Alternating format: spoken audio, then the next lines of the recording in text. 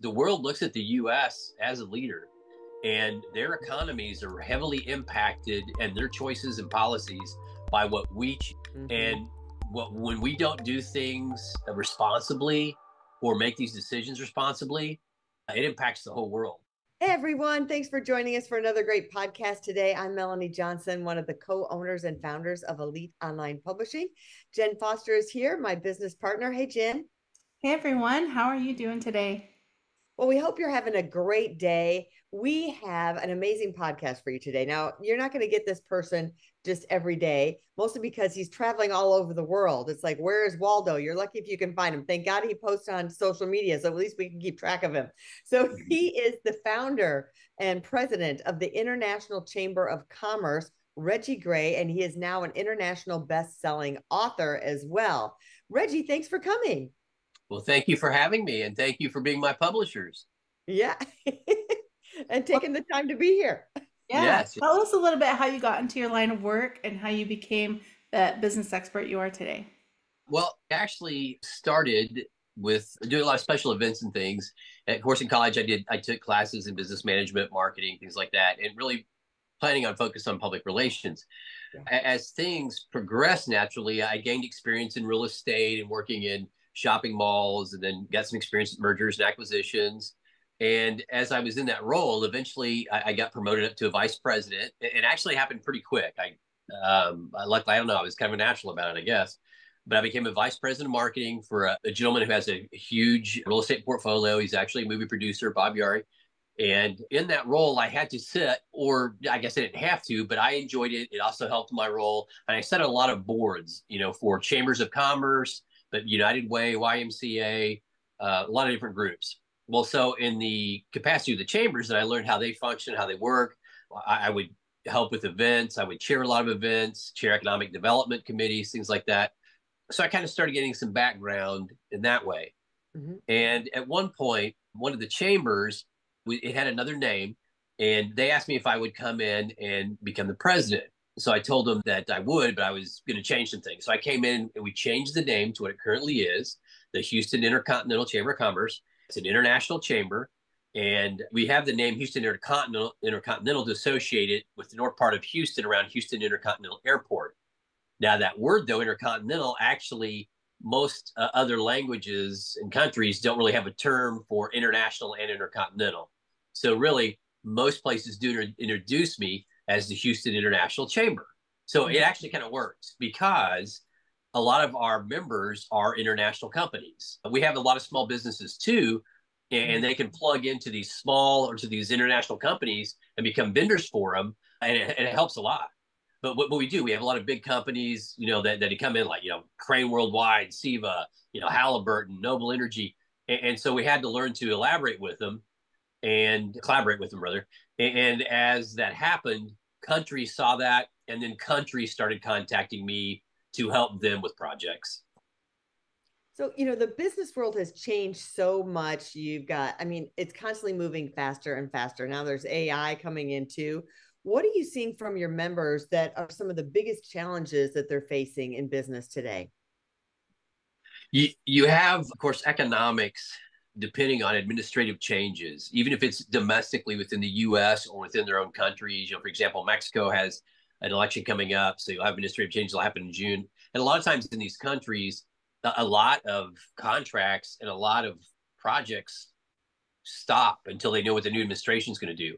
And unfortunately, in a lot of these other countries too, people can become hesitant because many times when the administration change, even like you see in the U.S., new people come in, new players, there's new policies, there's new focuses, and it can disrupt things.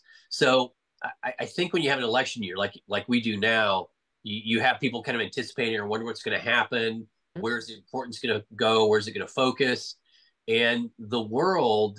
And from traveling and talking to other countries, the world looks at the U.S. as a leader, and their economies are heavily impacted and their choices and policies by what we choose.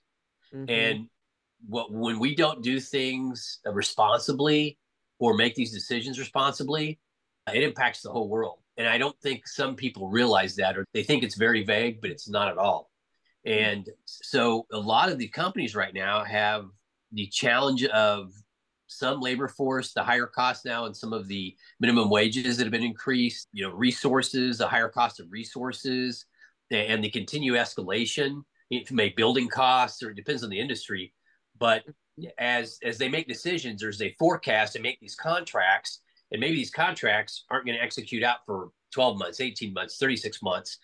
And as inflation or things continue to escalate, they have to make those predictions, those contracts, those estimates, allowing for that escalation. And if they don't, by the time they get to production, by the time they get to turning over what they've created, they may have lost all their profit.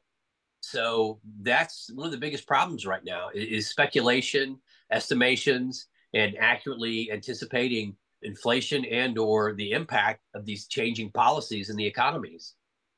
Mm-hmm. You've been involved in lots of mergers and acquisitions and countries coming together that haven't come together before.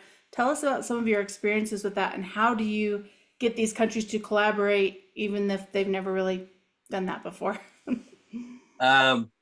It's kind of interesting that you would say that. So in the book I wrote, it's more about personalities, and I give a little hint about working with some personalities. But to be quite honest, a lot of people that have been with me in these meetings or traveled, because we've done trade missions abroad and had people here. A few people actually argued. They go, "I thought you'd have that meat in the book, and it wasn't there." So I'm not going to end up having to do another book on questions like you're asking me. So thanks for asking them.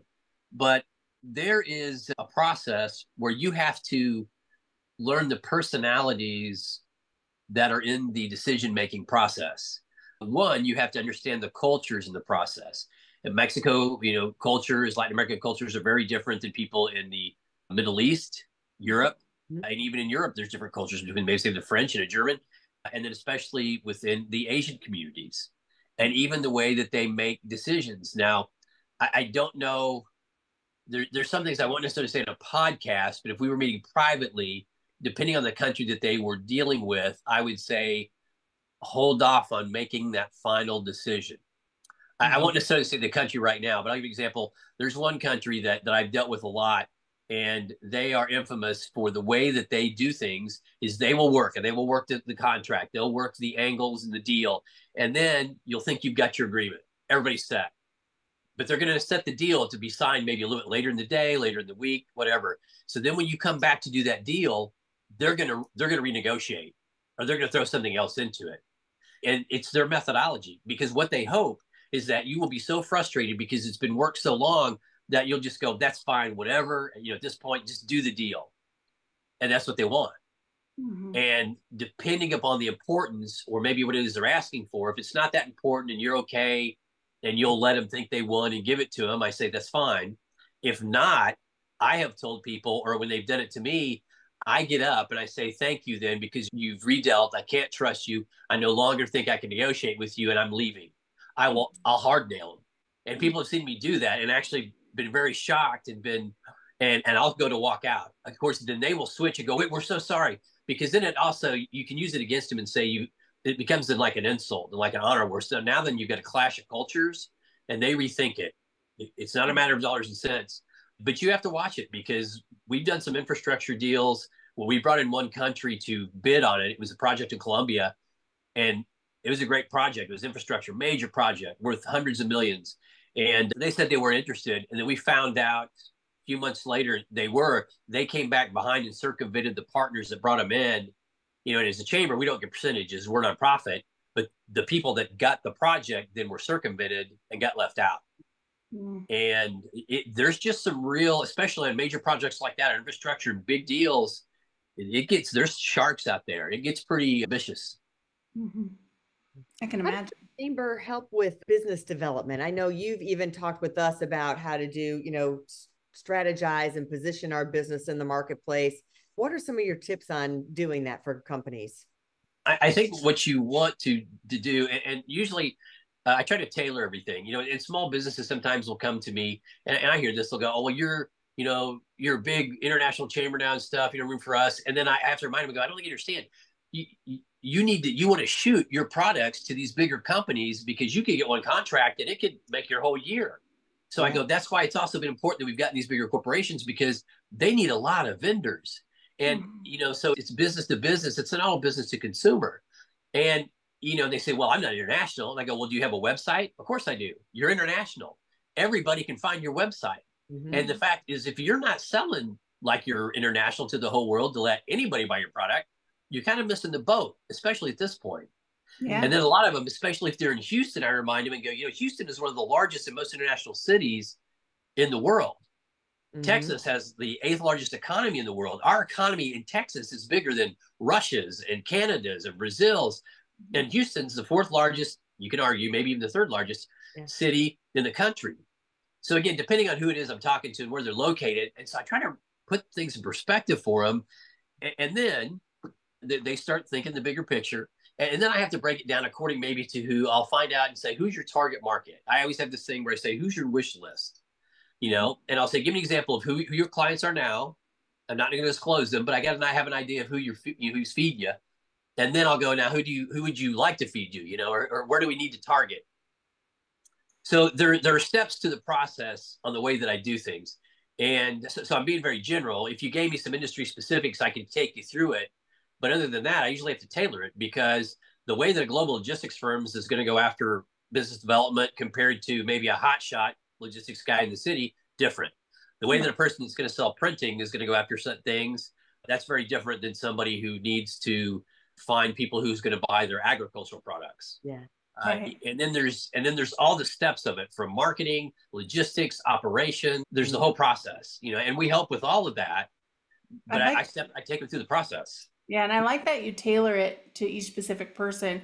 And like you said, a small business, they're maybe just getting one big client will do it for them. It makes me think of that story of, the Monopoly game at McDonald's. That was one marketing agency. So when that ended, that was the end of that company. So, but because they didn't get any other clients, I mean, they should have gotten more clients than just McDonald's, but McDonald's was paying for everything. So they didn't have to worry about anything else. You actually bring up another great point that actually I will also remind companies and say, but when you get that company, immediately use it to get others and diversify. So you don't end up like the Monopoly company that was, or, the people running the game of Monopoly and McDonald's I forgot the marketing agency's name, but. Yeah, because it's all your eggs in one basket, that old cliche. But the other thing too is what a lot of people too, I'll find them, I won't use the retailer's name. I don't think I have to, but they will work to try to get this client and they'll get it. Well, but then that big retailer, because they know they hold them, will start working them down. And pretty soon, all of their products and stuff are going to this one retailer, and their margins are they're not making any money anymore.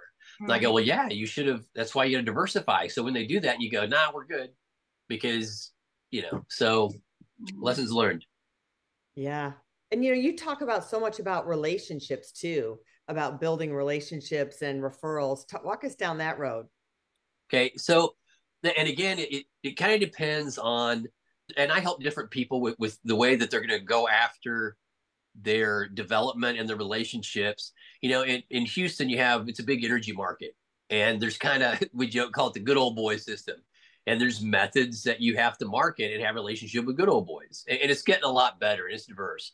But even in the marketing world, which I was a lot in the real estate world, there's all these there's jargon, and there's the various methods that people use. And even within the egos, the way you dress, the way you carry yourself, the places you're going to go, the interest, the certifications, the classes or conferences you can go to. So again, I have to almost tailor it and go, okay, so and a lot of them at this point, I kind of know from doing this 20 years, but I'll ask and go, so what are some big conferences that are in your market? Okay. Or when you're going to go out, again, who's your target clients and where would you usually meet them? But sometimes people have gotten so used to old habits, or I hate to say it, but they get kind of lazy and they'll go, well, I'm just going to go to here, and I joined XYZ chamber and I'm going to go to here. And it's like they're just getting their ticket punched. They're not going to do any business development. And then sometimes after mine, some of those organizations, it's salespeople selling to salespeople. So I'll go, you need to meet with the people that make the decision, and not just other people where you guys are going to just pass cards and then you'll go back to the office and say, well, I went to these 2 things this week, but you had no results. Yeah. So you got to figure out where the results really are going to happen. Mm-hmm. I love that. Networking is huge and referrals are big.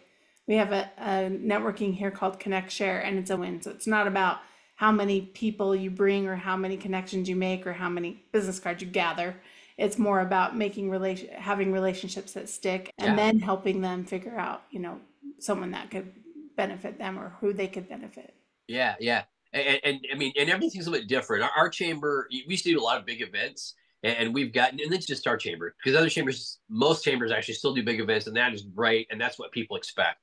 But from my experience, when I was the VP of marketing, I belonged to like 12 chambers. I think I was sitting on 6 boards all at once.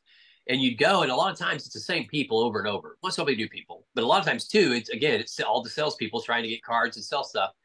And so we've gone to where we try to do more targeted and smaller events where people are by invitation, they're the decision makers, and you actually have time to talk and plan. Because the other thing too is when you go to those big events and you go, wow, that was a great big event. There were 1,000 people there. Well, all you did was rush around, again, trying to get as many business cards as you could. You made really no contacts, and you think all these emails are going to happen. Well, everybody did that. So those people are going to get 100 emails. They're not going to remember who you are. And it doesn't work.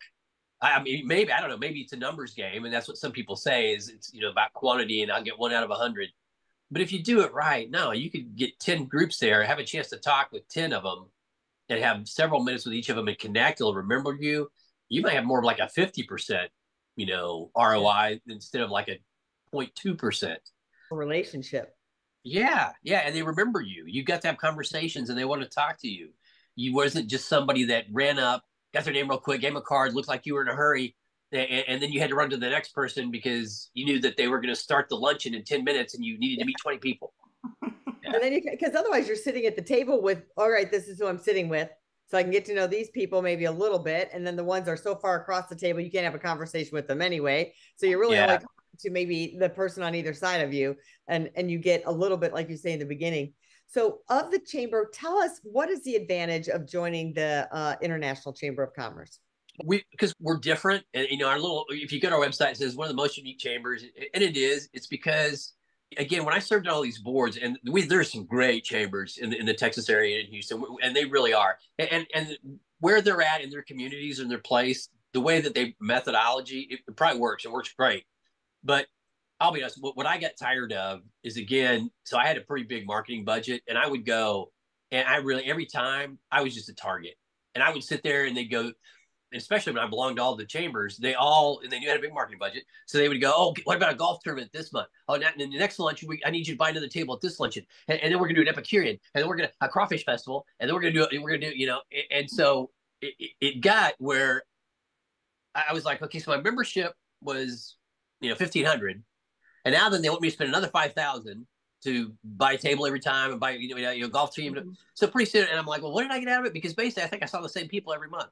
And so a lot of the people that join our chamber were the people that don't want to do that anymore and that know that. And so I tell everybody and go, our whole point is we don't have events because basically most of all we just charge our members is membership, and they really never pay for anything the rest of the time. Once in a while we'll have something and it's to do or die, but I'm never going to ask them, hey, now I need you to do a golf membership. Now I need you to be a luncheon by the time they go, my membership is only 1,500, but man, I spent 5,000 on all the other junk for the year, and I didn't get anything. And then every month they just had an award for somebody, and in the awards there was 20 awards, so all those people each bought a table, and then they had all their friends come, and pretty soon it's like, and this is what I got mad about, it was like the chambers were just promoting themselves and making money off the members.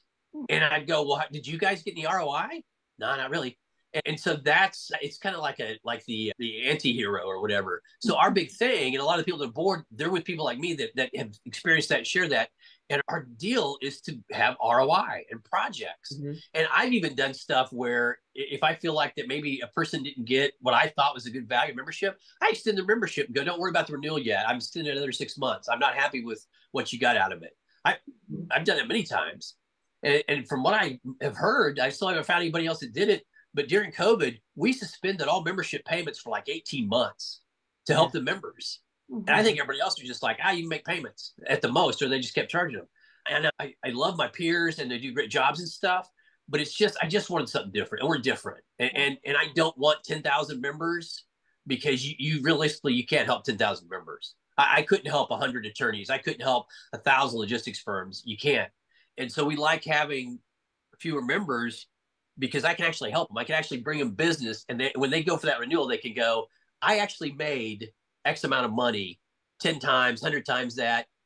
I want to stay, I want to renew. That's what I like. That's how we're different. I like that. And where can people go to find more information about like the memberships? Is that on the website? Yeah, it's on the website. It's www.houstonicc.org. Houston Intercontinental Chamber of Commerce. Yeah, it's a great group of people. I've been to several of their events, and it is global. Like you think, oh, I'm going to be a lot of people from Houston here. There are people from all over the world, which is so cool. And you do open your eyes to not just being here or local, to having all of a sudden you join Reggie and you're like, oh yeah, I'm now a global company. I think we started calling ourselves, we're a global publishing company now. So yeah, different mindset. Yeah, that was it. You actually, you got a great example because we have people in there from like Monte Carlo, from China, Mexico. Yeah, and that's pretty typical. And I kind of joke with people, but the people that know me, they kind of the thing that Reggie doesn't sleep. And I mean, luckily I don't have to that much, but I seriously, like, I'll be communicating with my people in Europe and China and the Middle East. Everybody else is in bed. And so I'm still going. And that's why I think you guys have even experienced this. I've had to apologize. Sometimes I have to stop and think and go, the rest of the world doesn't operate every like 24 hours like you do, Reg, because I'll send people a text. But I'm thinking that they're just asleep and they'll see it when they wake up. I don't, but I think some people, it dings and it wakes them up, and I'm like, I'm sorry. I was still up at, 4 a.m., talking to people, and I just thought of it. So when I do that, I apologize. I don't think that you're up. I'm just hoping you're asleep, you don't hear your phone, and I won't wake you up. That's funny. Well, check out the International Chamber. I encourage you, and to make sure you look at Reggie's book that just came out. Tell them about your book real quick, Reggie. It's called One Situation, What I Need, What Others Need. How I came up with the name, I was just on a plane blind someplace to make a deal, and I realized it's really not the old win thing. It actually is basically one side needs this, the other side needs this. And then I just go through some different scenarios and chapters about important things in your life, about how finding what's important in your time. I use anecdotes that from my life, and I use mistakes that I've actually done. I admit to some things that I wish I'd done better, and I try to hopefully give people insight so they won't make the same mistakes. And there's been things that are all the way from a child almost dying, me almost dying, examples from things that have happened around the world. And I've got some good feedback, I think. It's been exciting to do it, and to work with you guys has been phenomenal. I tell people I know a little bit about like everything, and I thought I could maybe pull off a book by myself, but you guys showed me so much stuff about it. And I think it's great is I have to be honest, having now been through so much stuff and traveled and everything, I don't get as excited about projects as much anymore as I used to, because I've already done one of those.